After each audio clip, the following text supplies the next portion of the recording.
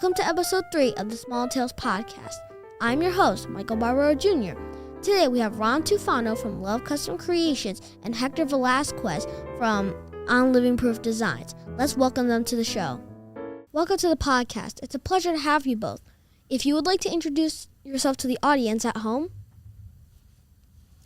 My name is Hector Velazquez Jr. I'm the owner of I Am Living Proof Designs. My name is Ron Tufano. I'm the owner of Love Custom Creations. Okay. For the first question, this is for both of you. Can you share the story behind how each of your businesses got started? Sure. You want to go first, Hector, or you want me? I'll let you. All right. Yeah. Okay. Well, my business started basically about 2 years ago. We started the business in our basement at our house. Yeah. We're making stuff for our daughters. Shirts or putting things on dresses and stuff like that. And then next thing you know, friends and family we started making clothing for. And then just from there, we started the whole company. We named it Love Custom Creations, and we made the heart logo, which was a representation of the love that we have for our daughters. And that's kind of how that all kind of just formed. And then here we are today now in an office on Main Street. So that's awesome. That's how we started. Hector?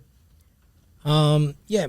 Almost around the same time, and ironically, it's like in the basement as well. Just doing little flyers here and there, websites, messing around, just touching up on little things here and there, and people just started to request more of my graphics.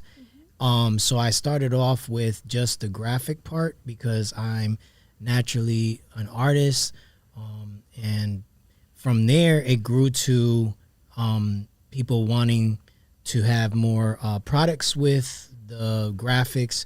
They asked if I supplied certain things, and I started to get more involved with fighting these products. And then after that, I was able to move down here into East Haven. I started to network with different people, and I became an LLC. And then I got registered, and from there it just it started to grow up even more. So the reason why it's I Am Living Proof Designs is because I am living proof that this can really happen, that you are a living testimony of the skills that you have, the talent that you have, and that you're proof that, you know, dreams can come true and your vision can come true. So from there it just grew, and here I am today. Same thing on Main Street with Ron, Love Custom Creations. Both of those are very nice. Thank you. Okay. For Hector, what types of projects do you most enjoy working on, such as custom banners, logos, or web designs, and why? I really like doing logos. You know, the reason being is because a lot of people, they come up with sketches, and when they do these sketches, I look at it, kind of figure out what they're trying to do. But when I get into the logo design, I really put a lot of effort. Not saying that I don't put a lot of effort in the other things, but it's just more of an artistic skill, just trying to bring the logo to life. And it just really excites me to see the customers when they see like an actual logo come to life.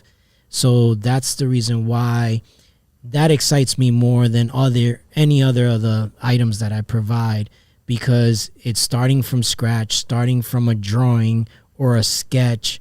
It could be pencil sketches, you know, and from there bringing it into an actual vector and an illustration, digital, in color. It's just exciting to see that process. Okay. Next, this is for both of you again. How do you ensure quality and attention to detail in your customers' products, whether it's apparel or digital designs? Well, I can go first on that one. As for us with apparel, we usually send a layout of the designs that are going to be on the shirt or tote bags or whatever it is first for the customer to approve, just to make sure that we have everything in the right location before we go any further.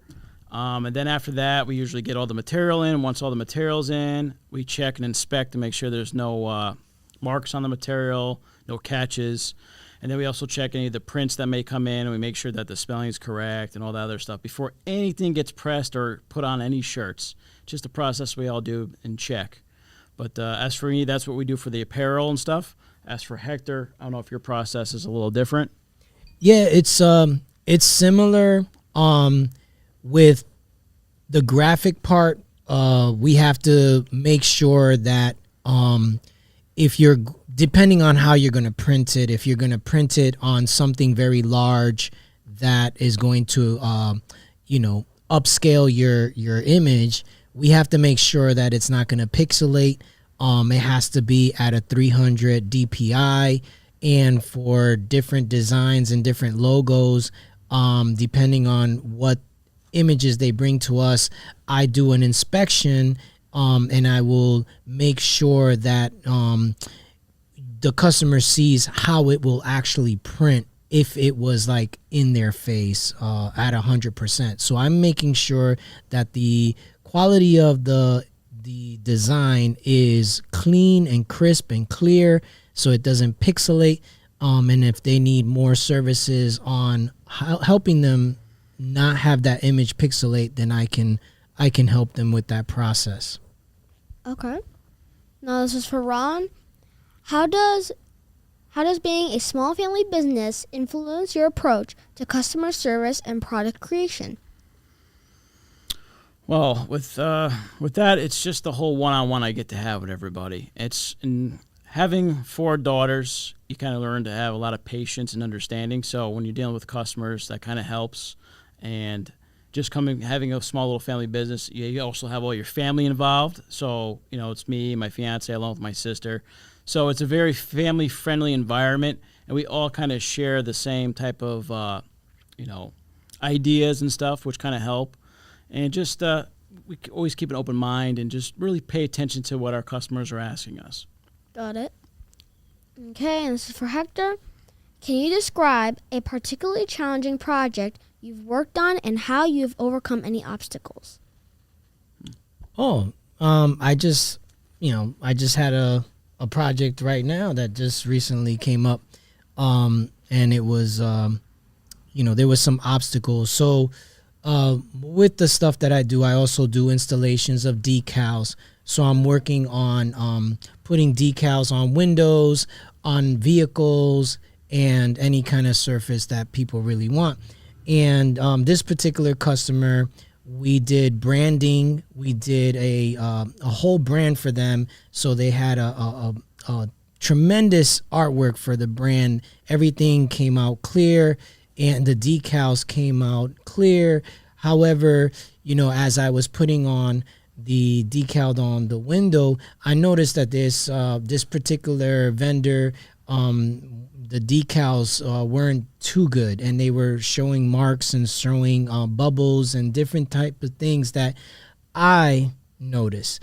However, the customer didn't notice that these defects were on there, and I said to the customer, "I'm sorry, I have to take this off," and they didn't understand why. And I said, "Well, there's a lot of defects on here. There's a lot of imperfections. I'm not liking the type of material, and this is not how I roll." And it was challenging. I mean, it was a windy day. I didn't like the material. I was getting frustrated, and it was overwhelming. So out of everything, I just said, nope, I can't give this customer, this client, this product. So I said, "I'm sorry, I will do it over again, and it will definitely be on me." And now I'm able to go ahead and redo the entire window, and it's going to come out looking even better, especially because they have a special event coming soon, and I wanted to make sure that they got the best quality work when they do this presentation. So, yep, challenges come and obstacles come, and we have to learn how to deal with those things. Okay. This is for both of you. How did the partnership between Love Custom Creations and I'm Living Proof Designs come about? And what did each of you bring to to the collaboration? Well, I could kind of start that one, and then, so basically, 2 years ago, I was looking for a graphic designer because I don't do graphic designs. I just print the stuff. And I came across, I was looking for a designer. I found Hector on Facebook, just like randomly sent him a message, say, hey, I'm looking for a graphic designer. I need help with a project. And then from there, we just kind of started talking and just kind of working together. I was throwing him some projects. He was kind of throwing me some projects. And then the next thing you know, we ended up deciding to meet at one of the East Haven Chambers events. And from there, we just kind of built a pretty strong partnership from there. And it's been going strong ever since. Yeah, I mean, I think he missed the step that he invited me to. Oh, yeah, I invited him. He invited me to the business after hours, and I was like, me? Like, he's like, listen, dude, I ain't going to this thing alone. So I was like, all right, fine, let's try this out. I don't even know what this is all about. I don't understand about, Chamber of Commerce. I have no knowledge of it. So coming from a small business or, doing this thing at my house, I'm like, all right, let's try this out. Let's, see what this is. And, it really opened up my eyes of the opportunities, the networking, and collaborations that could potentially happen if I continue with this group. And we stayed with the group. We became members and we wanted to continue doing it. But then I don't know if someone mentioned it, but I think there was some people talking. They said, man, you guys really work well together. You guys should really think about joining or doing something together. It's like you guys really should have a partnership. You should have a partnership. And that's when it really was like, the question mark rose up. And I'm not sure if, you found the opportunity, Ron, of seeing a space or a space opportunity popped up. Yes, I did. I was actually looking for a few spaces, storefronts and stuff like that. And then 310 Main Street came up, and then I pitched that to you. Yeah. And I'm like, man, I don't know how I'm going to pay these bills. What are you talking about? And he was really optimistic. He's been optimistic for this whole entire journey. And it was just like, listen, dude, don't worry about it. We can cut it. We can do this. And he was right. That was last March. When was that? We actually moved in there in January. But our ribbon cutting was March. Okay, so January. So that was last January, and here we are. And, there's been a lot of major, good stuff happening. So, but we got together and we came into one space, one location, two businesses, with the purpose of graphics and printing, and and we combined, and this has been a good merge. Yeah. Wow. Okay. Then this is for Ron. What has been your most popular product or design request from your customers recently? This is pretty simple. It's just T-shirts. That's the most popular item, T-shirts, and usually in the color black. That's pretty much it. Okay. Now this is for Hector. How do you approach creating a brand's visual identity, and what steps do you take to ensure it aligns with their vision? That's a good question. So, it's really taking upon the time to understand what the business is, right? Finding out what is it that they do, and then looking at the logo perspective and seeing what do they see as a logo. From there is when you start to discuss about colors and what can go in the background and things like that. But the main thing that I try to home in and try to help out the customers on is to continue to keep an identity, right? To actually say, okay, you know what? Here is my logo and here are some of my colors, but how do I keep that throughout everything that I have? So if you have a business card and you have a decal on the window, it shouldn't look like two different businesses. It should look like the same business. And the same thing goes with if you have a brochure, or if you have a tablecloth, or if you have a retractable banner. That should look throughout the entire materials, everything, the Facebook, the social media. It should look always identical and in unison. This is what creates powerful branding, especially colors, especially fonts, deciding on what fonts are your main fonts that you want to use. So I kind of educate people on that. And this is just me learning on my own. And then from there, I just let them know.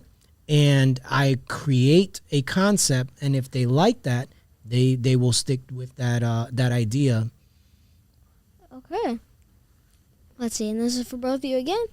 Can you give an example of how you combine your services have benefited a client and how the partnership has enhanced your offerings? Well, that's pretty simple. A customer might come to me for a design. I shoot it over to Hector. Vice versa, he gets a request for some T-shirts or some type of apparel, comes back to me. It's just back and forth. And the fact that his office is across my desk, we can literally communicate very fast with each other.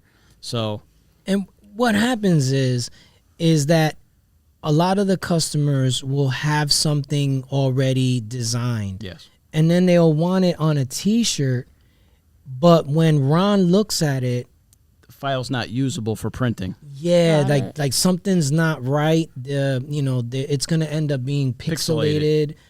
So Ron's like, listen, we need to fix this up, and Ron will tell them straight up, I'm not the guy to do that. So how it benefits the client is that they'll also receive my services, and with that, we are the type of company that we will give back their files in the format that it's been cleaned up in.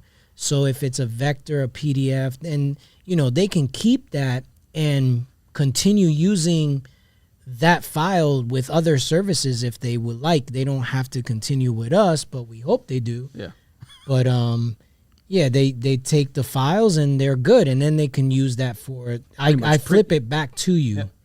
So that you can use it for printing. And then, he may have some special requests like, hey, remove the background or make this color a different color. So that partnership and, that work helps out the customer a lot. Nice. Okay. Now this is for Ron. What are your future plans for expanding your product range or services, and how do you see your business evolving over the next few years? Well, that's kind of a question for both of us, I would say, because we're both partners and we're both expanding the business. So right now, the company is expanding. We just expanded. But we always are trying to look into new suppliers, new ways of printing. Believe it or not, there's more ways to print than you can imagine. And we're always looking into those new types of methods out there. We're currently expanding the office right now, actually, to launch a creative studio. Basically, that will allow us to have people come on over, maybe get some hands-on printing experience. They want to print their own shirts, cups. We're also looking to work with other small businesses that maybe we're hoping for that can do soaps and candle making, have classes for that, along with some other handcrafted activities and maybe some other workshops we'll be hosting there also. Yep. So it's more than just our printing. We're looking to just partner up with other companies, small businesses that want to work with us within our space, on top of the expanding our printing business, of course. Yeah, we've gotten the laser machine. That was an expansion. Yes. We've gotten the hat machine, so that's an expansion. So there's other machines that have been purchased to bring more services to the clients. We want to have this all well-rounded business, so that way, not only will you be able to get your graphics or your logo, but also you may want to learn how to make a mug or what's the process of getting a T-shirt. And then, you can come in and visit and see the hat processing machine or the laser processing machine, or you may have your own creative ideas and want to do a class or a workshop, and you can actually host it in our space, which is a very dynamic room. We've put it with LEDs and games and different things. It's really we're just trying to open up to opportunities that normal shirt and graphic printing companies may not see. Yeah, we're not labeled as the typical printing company. We didn't want to just be the typical, we print your stuff and that's it. Yeah. We want to be more inviting, more engaging. Yeah, and just kind of like really be involved in the community. So we thought about all these ideas. And just like if you work with us, if you're a small business or an organization, you're really going to have a partner, not just some company that's just printing or designing your stuff and see you later. So that's just how we operate, the both of us. Yeah. Wonderful. Okay, and this is for both of you. How can people get in contact with each of you for your information?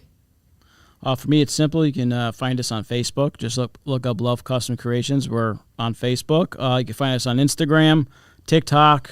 You can also check out our website, lovecustomcreations.com.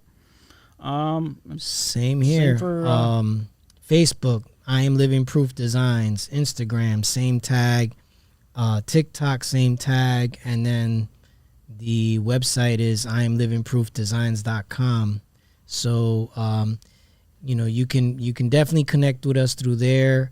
You'll see the forms, contact us, our phone numbers. We're really accessible. So yeah, you can reach us at any moment. I heard you guys bought some designs you guys made. Can we see them? Yes, here's one of our T-shirts right here. This is one of the Good Things of East Haven T-shirts that's available on our website, along with a bunch of other designs that Hector over here at Living Proof Designs has come up with. You can get these on our website. We also got some other cool designs here. We figured we'd just show you guys some more cool prints here. We can customize and pretty much print whatever you want. We also have some neat polyester material T-shirts. These are very popular. This is one of our most popular types of material. Yep. It's very inexpensive and it prints very nicely. It's basically a dye sublimation. And then we have one more here.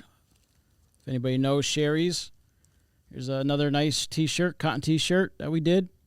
We've actually done a few shirts for her. Yep. But we take care of a lot of the small businesses around town. But like I said, if you need any custom shirts or logos, definitely come see me or Hector. You can contact us, like I said, Facebook, Instagram, TikTok, or our website, and we'd be more than happy to help you.